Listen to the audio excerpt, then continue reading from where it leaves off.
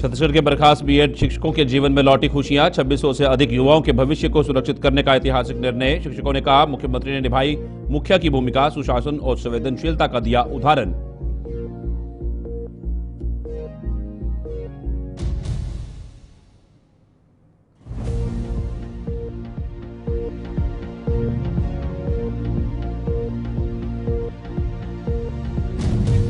मुख्यमंत्री विष्णुदेव साय ने दृष्टि एवं श्रवण बाधित बच्चों को दी बड़ी सौगात। डे स्कॉलर विशेष बच्चों के लिए निःशुल्क बस सेवा का किया शुभारंभ। बोले, दृष्टि एवं श्रवण बाधित बच्चों के लिए शिक्षा का सफर अब होगा आसान।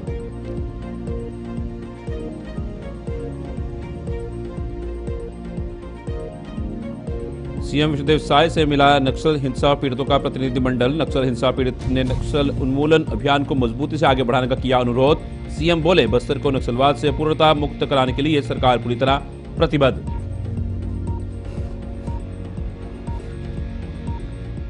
नमस्कार, छत्तीसगढ़ी खास खबरें देख रहे हैं आप सब। मैं हूं आपके साथ साहिल कीर्तनी। मुख्यमंत्री विष्णुदेव साय की संवेदनशील पहल से छत्तीसगढ़ के 2600 से अधिक बीएड क्वालिफाइड बर्खास्त सहायक शिक्षकों के जीवन में खुशियां लौट आई हैं। प्रदेश सरकार ने बर्खास्त शिक्षकों को सहायक शिक्षक विज्ञान प्रयोगशाला के पद पर समायोजन करने का ऐतिहासिक निर्णय लिया है। इस फैसले से राज्य के 2600 से अधिक युवाओं का भविष्य एक बार फिर संवर गया है। मुख्यमंत्री विष्णुदेव साय से आज मुख्यमंत्री निवास में बर्खास्त सहायक शिक्षकों के प्रतिनिधिमंडल ने मुलाकात कर उनका आभार व्यक्त किया। प्रतिनिधिमंडल ने मुख्यमंत्री को गजमाला पहनाकर उनके प्रति कृतज्ञता जताई। मुख्यमंत्री विष्णुदेव साय ने इस मौके पर सभी शिक्षकों को शुभकामनाएं दी और उनसे अपने दायित्व का निर्वहन पूरी निष्ठा और समर्पण के साथ करने का आह्वान किया। उन्होंने कहा कि बच्चों का और देश का भविष्य गढ़ना शिक्षकों का सबसे बड़ा कर्तव्य है। आप सभी अपने दायित्व के प्रति सचेत हों और इस भूमिका में सर्वोच्च योगदान दें।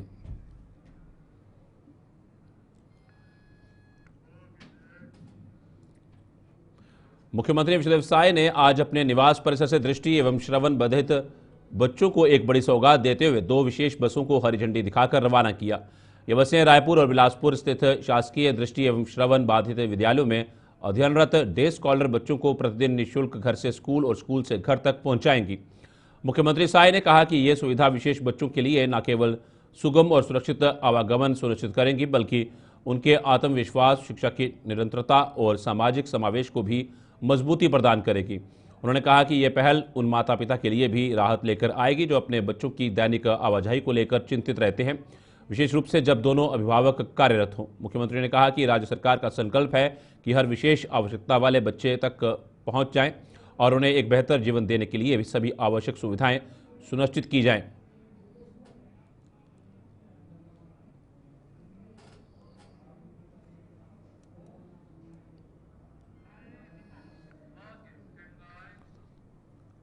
मुख्यमंत्री विष्णुदेव साय से आज मुख्यमंत्री निवास में बस्तर अंचल से आए नक्सल हिंसा पीड़ितों के प्रतिनिधिमंडल ने सौजन्य भेंट की। प्रतिनिधिमंडल में सुकमा, बीजापुर, कांकेर सहित बस्तर संभाग के विभिन्न क्षेत्रों के वे नक्सल हिंसा पीड़ित शामिल थे, जिन्होंने विगत वर्षों में नक्सली हिंसा के कारण अपनों को खोया है, शारीरिक यातनाएं झेली हैं अथवा विस्थापन का दंश सहा है। इस अवसर पर मुख्यमंत्री विजय शर्मा भी उपस्थित थे। प्रतिनिधिमंडल ने मुख्यमंत्री साय को ज्ञापन सौंपते हुए कुरगुट्टा की पहाड़ियों में चल रहे नक्सल विरोधी अभियान को निर्णायक मोड़ तक पहुंचाने की अपील की। उन्होंने कहा कि बस्तर के हजारों परिवार 4 दशकों से माओवादी आतंकी विभीषिका का सामना कर रहे हैं।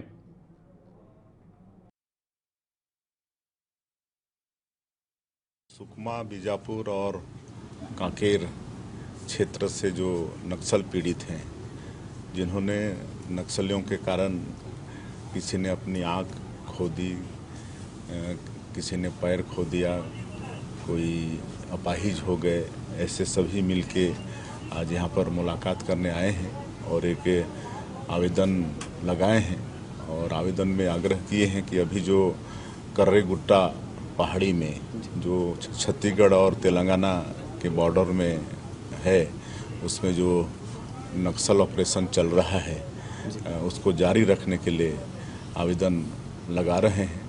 कहे कि बहुत ऐसी संस्थाएं हैं और कुछ लोग हैं जो इस ऑपरेशन को रोकना चाहते हैं। आज जितने सारे लोग आए हैं ये निर्दोष हैं, ये लोग नक्सलवाद के पीड़ित हैं, इनका कोई दोष नहीं था, लेकिन पूरा इनका जीवन हो गया है और इनको देखने मिलने के लिए आज जो भी संस्थाएं हैं या जो भी व्यक्ति यहाँ से लेकर दिल्ली तक इस ऑपरेशन को रोकने का प्रयास कर रहे हैं और उसके फेवर में वातावरण बना रहे हैं, कभी इनसे वो मिलने नहीं आए, कभी इनका दुख सुख नहीं पूछे और जो लोग इनका जीवन बर्बाद किए आज उनके फेवर में ये लोग माहौल खड़ा कर रहे हैं। तो वही आग्रह करने यहाँ पर आए हैं कि ऑपरेशन जारी रहना चाहिए और आज ये महामहिम राज्यपाल महोदय से भी मिलकर भी उनसे भी यही 1 मई को विश्व मजदूर दिवस के अवसर पर बोरेबासी त्यौहार का आयोजन किया जाता है, जो एक महत्वपूर्ण सांस्कृतिक कार्यक्रम है। पूर्ववर्ती सरकार ने इस त्यौहार को मनाने की परंपरा को बनाए रखने में महत्वपूर्ण भूमिका निभाई थी। हालांकि हाल ही में भाजपा के एक नेता ने इस त्यौहार से संबंधित सरकार के कार्यों पर गंभीर आरोप लगाए हैं। उनका दावा है कि पूर्ववर्ती सरकार भ्रष्टाचार को बढ़ावा दे रही थी और इस संदर्भ में उन्होंने बोरेबासी त्यौहार पर भी सवाल उठाए। भाजपा नेता का कहना है कि सरकार ने बोरेबासी त्यौहार के इतिहास के बारे में सही जानकारी नहीं दी। उन्होंने कांग्रेस पार्टी के नेताओं की आदतों की ओर इशारा करते हुए कहा कि ये नेता अक्सर अवसर का लाभ उठाने की कोशिश करते हैं और जब भी कोई मौका मिलता है वे चौका लगाने से नहीं चूकते। क्रुद्ध विधायक अजय चंद्राकर ने पूर्ववर्ती सरकार पर गंभीर और वजनदार आरोप लगाते हुए ये स्पष्ट किया है कि उस सरकार का उद्देश्य केवल अपनी आर्थिक स्वार्थ सिद्धि है। उन्होंने बोरीबासी त्यौहार के संदर्भ में श्रम विभाग के वित्तीय पहलुओं को उजागर किया। इस विवाद के बीच में संचार प्रमुख सुशील आनंद शुक्ला ने आरोपों का खंडन करते हुए जवाब दिया।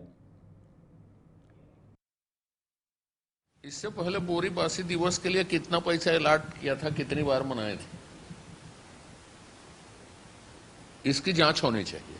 भूपेश बघेल सरकार में बोरीबासी दिवस मनाने के लिए श्रम विभाग ने कितना खर्चा किया है, किस मद का पैसा खर्चा किया है, कैसे खर्चा किया है, उसको सार्वजनिक पहले किया जाना चाहिए।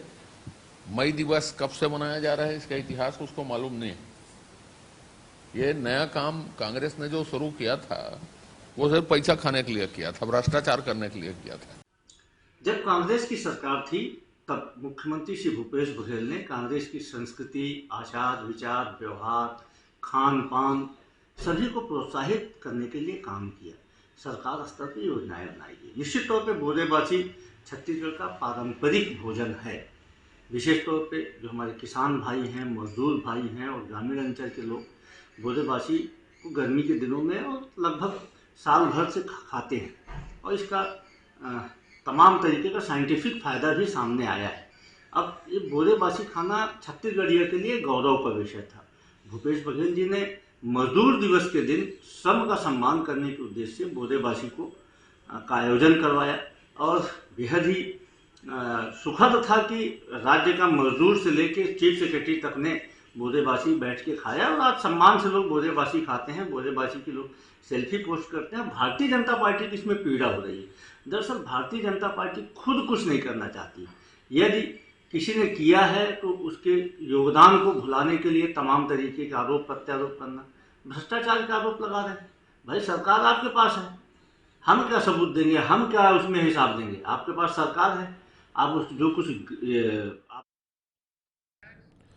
राज्यपाल रमन डेका से आज राजभवन में बस्तर क्षेत्र के कांकेर, नारायणपुर और सुकमा जिले के नक्सल हिंसा से पीड़ित ग्रामीणों ने मुलाकात की और अपनी समस्याओं से अवगत करवाया।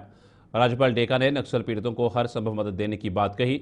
राज्यपाल डेका ने सभी पीड़ितों से बातचीत की। शासन की ओर से नक्सल हिंसा से प्रभावित ग्रामीणों को जो सहायता राशि उपलब्ध कराई गई है उस राशि का सदुपयोग करने को कहा। उन्होंने कहा कि प्रधानमंत्री नरेंद्र मोदी के नेतृत्व में एवं केंद्रीय गृह मंत्री अमित शाह की विशेष पहल पर केंद्र शासन द्वारा बस्तर क्षेत्र में नक्सलवाद को जड़ से खत्म करने के लिए सतत कार्रवाई की जा रही है और वर्ष 2026 तक इस क्षेत्र को नक्सल मुक्त करने का लक्ष्य रखा गया है। उन्होंने बताया कि नक्सल प्रभावित क्षेत्रों में मूलभूत सुविधाएं उपलब्ध कराने और इन क्षेत्रों के विकास के लिए लगातार कार्य किए जा रहे हैं। दूरस्थ क्षेत्रों में मोबाइल टावर लगाए जा रहे हैं जिससे ये क्षेत्र मोबाइल नेटवर्क से जुड़ सके।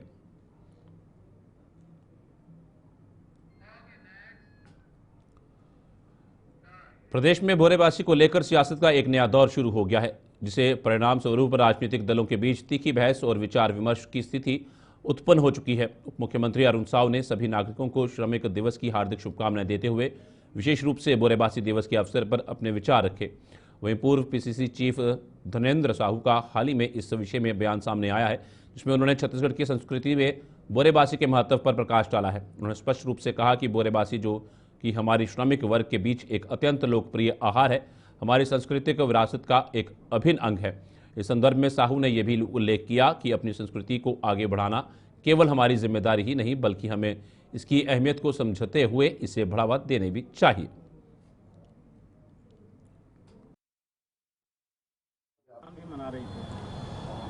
आज अंतर्राष्ट्रीय श्रमिक दिवस है 1 मई। मैं सभी श्रमिक भाइयों और बहनों को श्रमिक दिवस की बहुत बधाई और शुभकामनाएं देता हूं। भारत सरकार ने कैबिनेट की राजनीतिक समिति ने एक बहुत बड़ा और क्रांतिकारी और ऐतिहासिक निर्णय लिया है। आने वाली जनगणना के साथ जाति जनगणना भी होगी।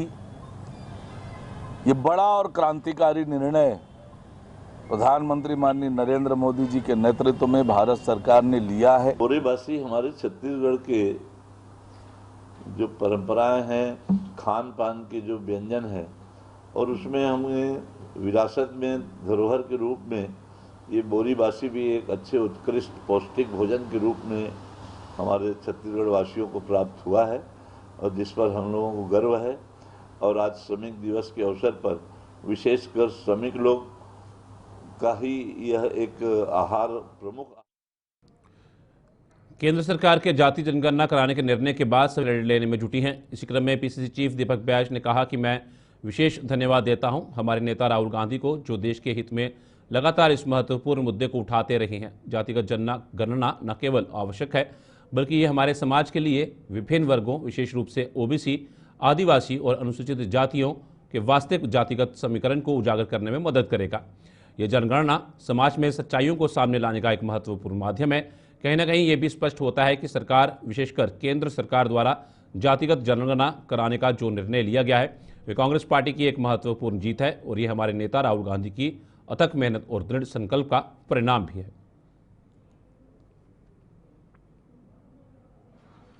मैं धन्यवाद देता हूं हमारे नेता माननीय राहुल गांधी जी को, जो देश हित में लगातार ये बात उठाते रहे कि जातिगत जनगणना आवश्यक है, ताकि पूरे देश में हमारे ओबीसी, आदिवासी, एससी वर्गों का जातिगत समीकरण सच्चाई बाहर आना चाहिए। और कहीं न कहीं सरकार, केंद्र सरकार और जो कल जातिगत जनगणना कराने का निर्णय लिया, ये कांग्रेस पार्टी की जीत है और हमारे नेता माननीय राहुल गांधी जी की जीत है। कांग्रेस पार्टी समर्थन करती है। मैं धन्यवाद देता हूं। विश्व मजदूर दिवस के अवसर पर बोरेबासी त्योहार का आयोजन कांग्रेस पार्टी द्वारा भिलाई में धूमधाम से किया गया। इस विशेष आयोजन की अध्यक्षता भिलाई के महापौर ने की। कार्यक्रम में कांग्रेस के वरिष्ठ नेता पूर्व मुख्यमंत्री भूपेश बघेल भी उपस्थित हुए। इस दौरान भूपेश बघेल ने मजदूरों को समर्पित करते हुए विधिवत बोरेबासी खाकर इस त्योहार की महत्वता को बढ़ाया। उन्होंने मजदूर वर्ग के प्रति अपने समर्थन और सराहना को व्यक्त करते हुए जातिगत जनगणना के मुद्दे पर भी अपने विचार साझा किए।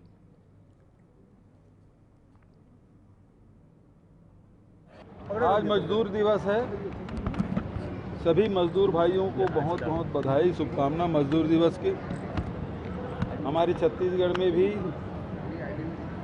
जब हम लोग सरकार में थे तो मजदूर दिवस के दिन जो हमारे मजदूरों के भोजन है, गरीबों को भोजन है, हमारे छत्तीसगढ़ के लोगों का जो भोजन है बासी, और ख़ासकर गर्मी के दिन में सब लोग खाते हैं। तो इसे बोरेबासी दिवस और तिहार के रूप में हम लोग मना रहे हैं। आज भिलाई के महापौर ने इसका आयोजन किया था बोरेबासी का। देखिए, इस मामले को जाति जनगणना यदि 2024 के चुनाव के पहले आप देखेंगे तो पूरे राष्ट्रीय स्तर पर राहुल गांधी जी और कांग्रेस पार्टी ने इसको पूरी ताकत के साथ उठाया और हर मंच से जाति जनगणना की बात राहुल जी ने की। उसका कारण यही है कि आज जो समस्याएं हैं, आम जनता की जो समस्याएं हैं, उसका हल जाति जनगणना में दिखाई देता है। कलेक्टर अविनाश मिश्रा ने कलेक्ट्रेट परिसर से जन जागरूकता रथ को हरी झंडी दिखाकर रवाना किया। संस्था के अध्यक्ष ने बताया कि यह रथ जिले के चारों विकासखंडों धमतरी, कुरुद, नगरी और मगरलोड में जाकर स्वास्थ्य, कौशल विकास सहित शासन की अन्य महत्वपूर्ण योजनाओं, कार्यक्रमों का प्रचार प्रसार, गीत, पैम्फलेट सहित अन्य माध्यमों से किया करेगा। इसमें आयुष्मान भारत योजना, प्रधानमंत्री जन आरोग्य कार्डों के बनवाए हेतु किए जाने वाले कार्य, आवश्यक दस्तावेजों, पात्रता, वैसे शासन द्वारा उपलब्ध कराई जाने वाली सहायता आदि के बारे में जानकारी दी जाएगी।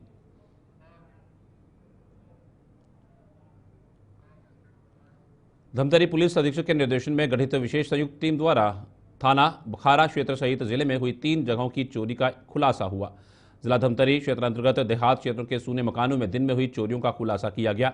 आरोपियों से सोने चांदी के जेवरात और नकदी रकम 58,000 रुपये और घटना में प्रयुक्त 1 नग पल्सर मोटरसाइकिल जब्त किया गया। चोरी की संपत्ति खरीदने वाले सोनार को भी गिरफ्तार किया गया। आरोपी पर पूर्व में भी कई मामले दर्ज हैं। 2 चोरियां अभी फिलहाल की हुई थी, 23 और 24 तारीख के डीएसआर में दिखी थी। उसका जब हम लोगों ने विश्लेषण किया तो उसमें जो लोग दिख रहे थे सीसीटीवी फुटेज में, उनका हुलिया लगभग कमोबेश एक सा आया और बहुत शॉर्ट ड्यूरेशन में उन्होंने खट से तुरंत चोरी कर ली, जैसे 20-25 मिनट के टाइम में।